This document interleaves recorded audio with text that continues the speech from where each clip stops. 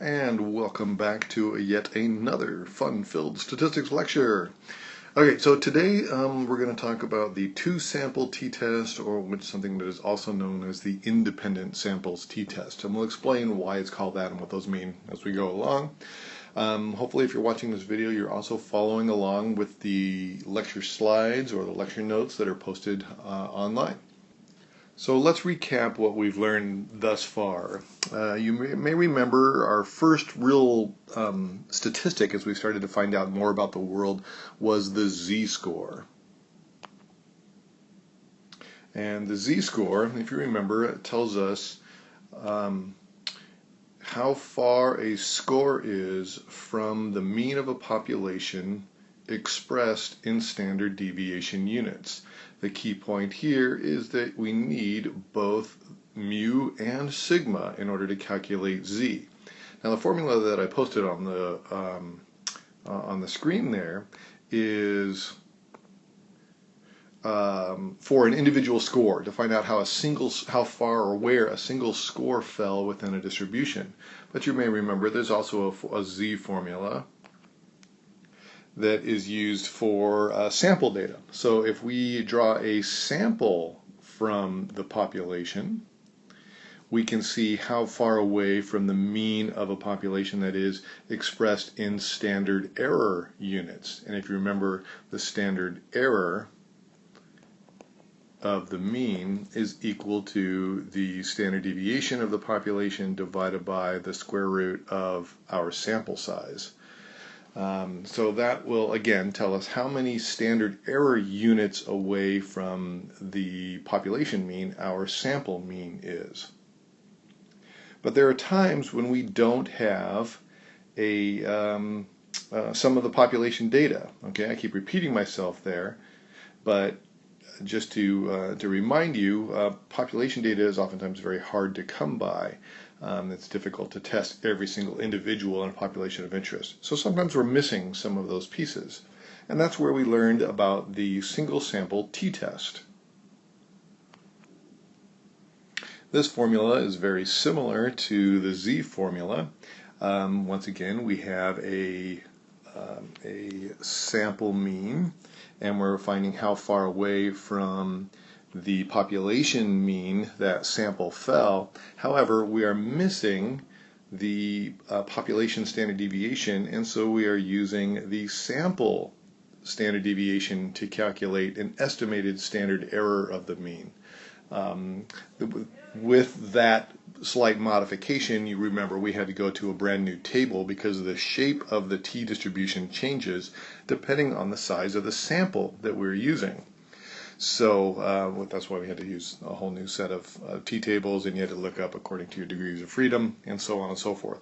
But otherwise, all three of those formulas tell us the same thing: how far a score is, either an individual score or a sample mean is from the population, and we just change the formula slightly depending on how much of the population data we have. However, there are times when we don't have any population data whatsoever. As a matter of fact, that's probably the most common situation that you're going to come across in research. Typically, if you don't have any population data, what you're going to do is you're going to take your sample and randomly divide that sample into two groups. You're going to have your experimental group that gets your manipulation, whatever that may be. If you're testing a new drug, that's the group that's going to get the new medication. And then you're going to have a control group that is not going to get any manipulation. They're going to get, well, nothing done to them basically. They'll get the placebo pill, a sugar pill that doesn't have any effect on the body. And then after a period of time, you're going to measure both groups on the dependent variable. That O stands for observation. What's happening in a situation like this is we have created a control sample or a control group that is serving as a proxy for the population data that we're missing. In other words, they're like a stand-in or a substitute for the entire population. The assumption is that if we randomly sample individuals from the population, then that sample should behave very similar to the population. Our hypothesis, therefore, is that the manipulation, the independent variable manipulation, is going to somehow cause a change. Since, let me say it a different way. If the entire sample came from the same population, then the only thing that's different about them at the end of the study should be what we did to them in the middle of the study. If one group gets the manipulation and the control group has nothing done to it, if there is a difference at the end of the experiment when we measure our dependent variable, we can attribute that difference to the effects of our manipulation. If the two groups are similar, we assume that they were similar to start with, so if they are still similar at the end, then we assume that they came from the same population. So the question is, how do we test if those two groups are similar or different if we don't have any population data to compare them to? Well, that's what today's topic is about, the two-sample t-test, or the independent samples t-test. And it's called the independent samples t-test because our two groups, our experimental group and our control group, are assumed to be independent of one another. That is, belonging to one group has no effect on who's in the other group. There's no relationship whatsoever other than they came from the same population. So which of these formulas is going to be used? Well, we aren't dealing with an individual score in an experiment like this. We never want to put all of our eggs into one individual, so that is not a good option. We do have a single sample mean, but we have no population mean or population standard deviation, so that formula is equally not going to be used. And like our t formula, we again have a sample mean, and we can calculate a sample standard error of the mean, but we don't have a population mean, so that formula is also not going to work. Instead, we're going to have to use a slightly different or modified t formula. And here it is. We are taking the difference between our two groups, our first group or our experimental group, and then our control group, just like we do with the z and the t formulas above. We look at the difference between two means. But then we're going to divide by a new statistic, and this is called the standard error of the difference between two means. What I just wrote up there is the symbol for it. It is the standard deviation, and then those are subscripts, the difference between two means. That's the formula for the standard error of the difference. We take the variance of group 1 and divide that by the number of people in group 1. We add that to the variance of group 2 and divide that by the number of individuals in group 2, and then take the square root of that sum. What we're doing basically is pooling or combining the standard errors of the two groups. That's what that denominator is. The standard error of the difference between two means is technically called the pooled error variance. So let me explain a little bit about what this concept is. Suppose that we have your typical population, and that population has a mean, of course, and then standard deviation, there's -1 sigma, and so on. Now, if I were to draw a single sample from that population, and then using our z formula, we could calculate how far away z is from the mean, and start to make a probability judgments, like, how likely is it that this population, or excuse me, this sample came from this population. If our sample had a mean that's fairly close to mu, since the majority of samples fall fairly close to mu, then we're going to say it's probably very likely. But instead, if I were to draw a sample and I got a sample whose mean was so extreme that very few samples fall out into that tail, we're more than likely going to conclude this sample did not likely come from this population. Instead, we're going to assume that there was some other population out here with a mean that it was much closer to. So let me clean up some of this ink here, and we can do the same thing or use the same logic with two samples. If I were to draw two samples from a population, once again, both of those samples, just based on probability, are likely to be fairly close to not only one another, but also fairly close to the mean of the population. But again, we don't have the mean of the population. All we know is how far apart those two scores are. So if I take two means and I calculate the difference between them, and then I take another two means and I calculate the difference between them, and then I take another two means and I calculate the difference between them, and so on. So I'm taking repeated pairs of samples, presumably from the same population. And if I do that an infinite number of times, over and over and over and over again, there we go. I'm just cleaning things up here a little bit. Eventually, what I will be able to do is plot the difference scores. So let's suppose that I take those difference scores, and one time I get a difference of 3 points. And another time I take it and I get a difference of 4 points. And then I do it again and I get a difference of 3 points. And one time I get a difference of 6 points, and so on and so on and so on. Well, if I take each of those scores and I plot the frequencies of them, I will end up with a frequency distribution. And that distribution is going to have a mean, or a mu, which is the average difference between two means. Okay? That is essentially what this score is. The standard error of the difference between two means is the average amount that two scores drawn from the same population are expected to differ. We don't expect them to be identical. They're not going to be the same just because of individual differences. We draw a few people who scored high, a few people who scored low. But there will be an average amount that two means differ. And that concept is called the standard error of the difference.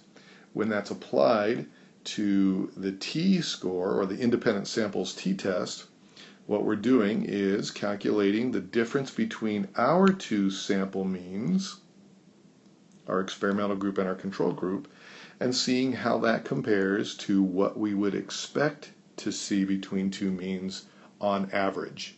So that's the logic behind the two-sample t-test. We're looking at the actual difference that we obtained between two means and comparing that to the difference that we expect by chance alone.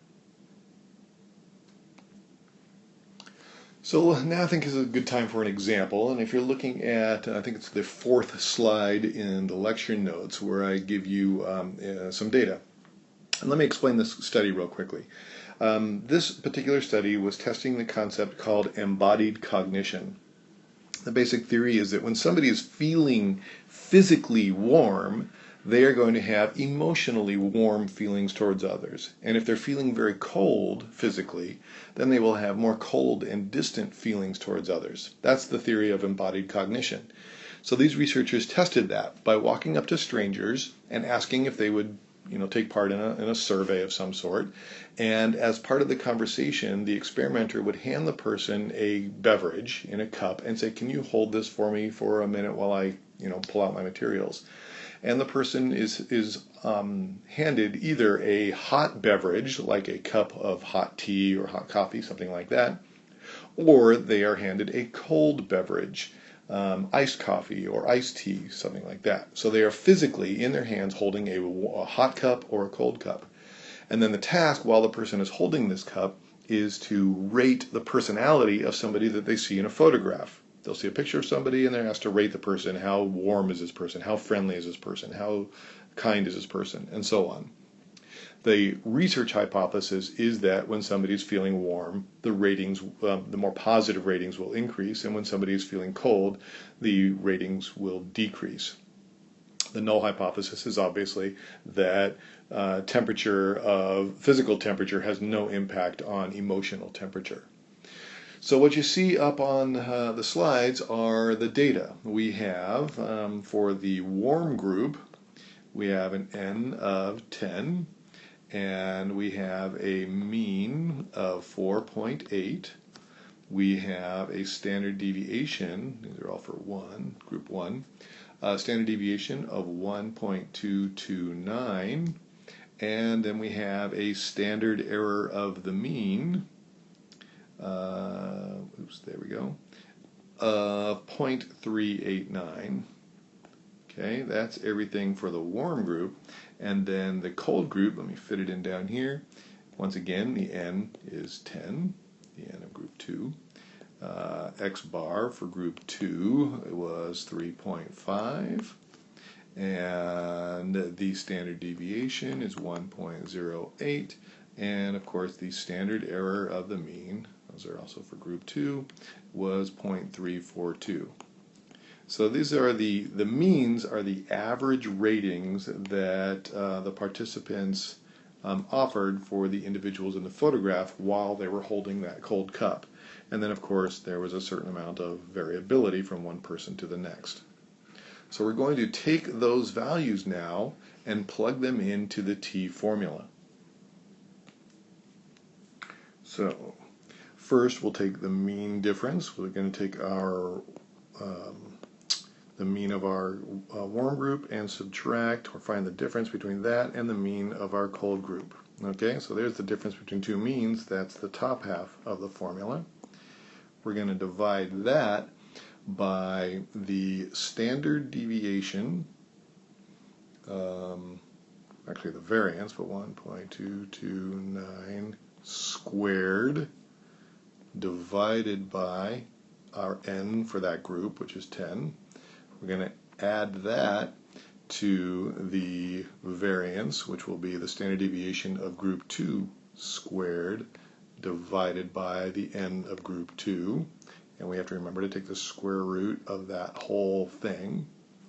And when you work that all out, you end up with a T of 2.512. That means that our two groups, our warm group and our cold group, differed by 2.512 standard errors of the difference. That there's an average difference and they were 2.5 times that difference. So is that important? Is that a real difference? Is that significant? To determine significance, we need to look up in the t-table, and it's the same t-table that we've used before. We just need to calculate the degrees of freedom, which changes very slightly. The degrees of freedom for our t-table is very simply combining the degrees of freedom for the two groups. So we're going to take 10 minus 1 for group 1. That's the degrees of freedom for the warm group. And we're going to add that to the degrees of freedom for the second group, and that gives us 18. I'm running out of room here, so let's go to a new page.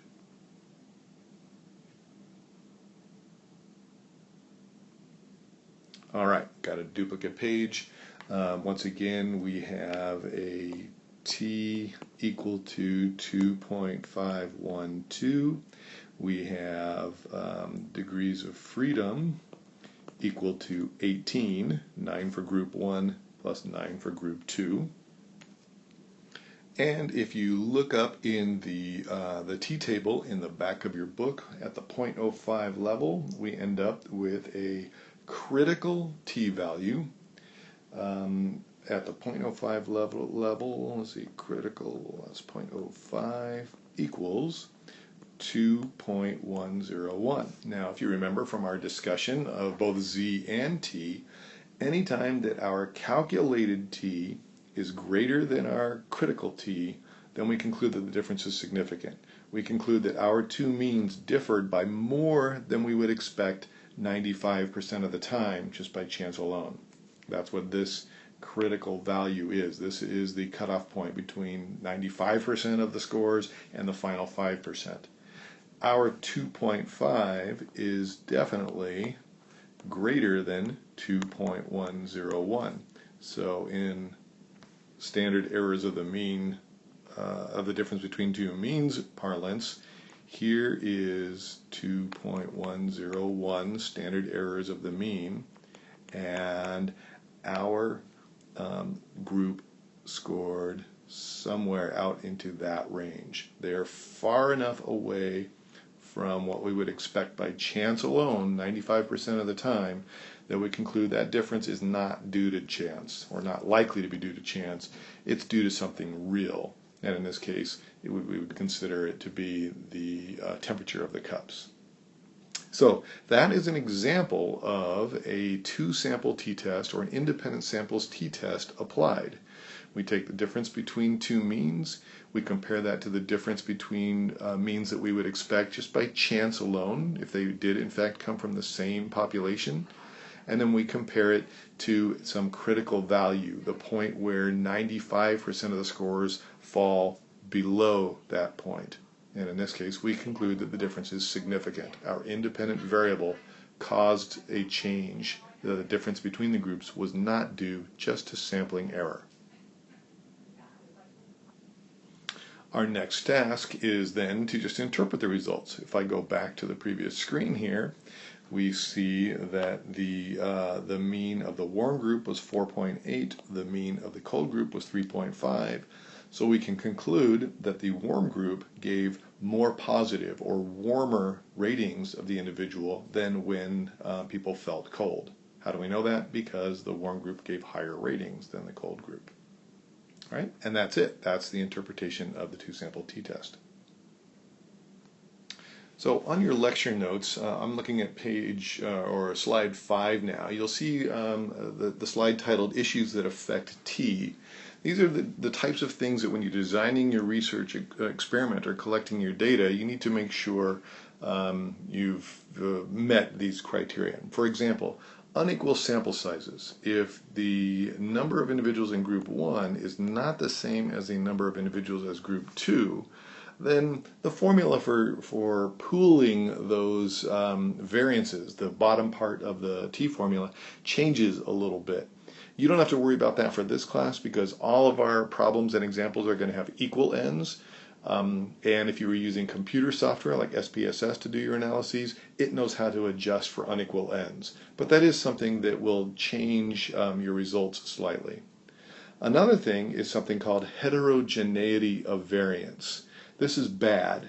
So homogeneity of variance is what you want. If our sample for group 1 looked like this, but our sample for group 2 had a distribution that was very skinny and not a lot of spread horizontally, this would be an example of heterogeneity, because the variances, the variances of the two groups are different. We want homogeneity of variance where the two groups have very similar patterns. It doesn't have to be exact, but we do monitor that typically.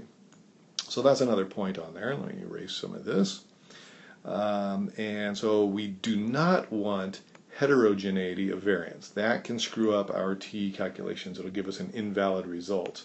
Instead, what we want is a homogeneity of variance pattern. And then the third thing that I have listed there is non-normality of distributions. Non-normality. This means if our distributions are skewed, then our calculation of T will be messed up. If we have, for example, a very negatively skewed distribution or a very positively skewed distribution, that's going to mess things up. So you should know those three things that can affect our calculation of T and our determination of significance.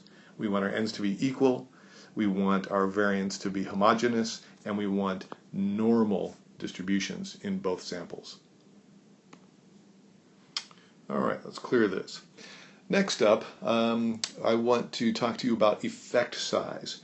Just because two means are different, 4.8 is greater than, I forgot what the other mean was right now, but we'll say it was 3.5, doesn't necessarily mean that that difference is real. For example, if I had a large enough sample, large enough samples, I could find that a group of people with an average IQ of 103 is significantly different than a group of people with an average IQ of 101. Now, in the real world, those 2 points might be meaningless, but it could be statistically significant. That's where the concept of effect size comes in. Just because something is statistically significant doesn't mean that it's meaningful in the real world. And the way that we calculate effect size, I know we did that previously with T before, but the way that we calculate effect size, or at least one of the many ways that there is to calculate effect size, is something called Cohen's d, symbolized by lowercase d with the little caret or hat on top. And the formula for that is we just take the mean of group 1, subtract the mean of group 2, so we find the difference between those two means, just like with a t-test, and we divide that by the standard deviation, typically of the control group. So I'm going to put the word control down here. Hopefully you can read that. So the difference between the two groups expressed in standard deviation units. So on the slides, where I'm discussing effect size, we see that we get a Cohen's d, 4.8 minus 3.5, divided by the standard deviation of the cold group, which is 1.08, equals 1.204. And what that means is that those two groups differed by more than a standard deviation. And that's actually pretty large. The interpretation of effect size is kind of subjective. There are some rules and some guidelines out there, but the bottom line is the larger the difference, and usually large is anything more than a half a standard deviation or more, then you've got a real meaningful finding. So just because it's statistically significant doesn't mean it's meaningful in the real world. Effect size will help us determine that real world importance or meaningfulness. With that, I'm about out of time for this video. This will be just part 1 of the video. So go ahead and close this down and open up part 2 for our discussion of confidence intervals, wrapping up the independent samples t-tests, and then I'm going to introduce you to the concept of repeated measures t-tests.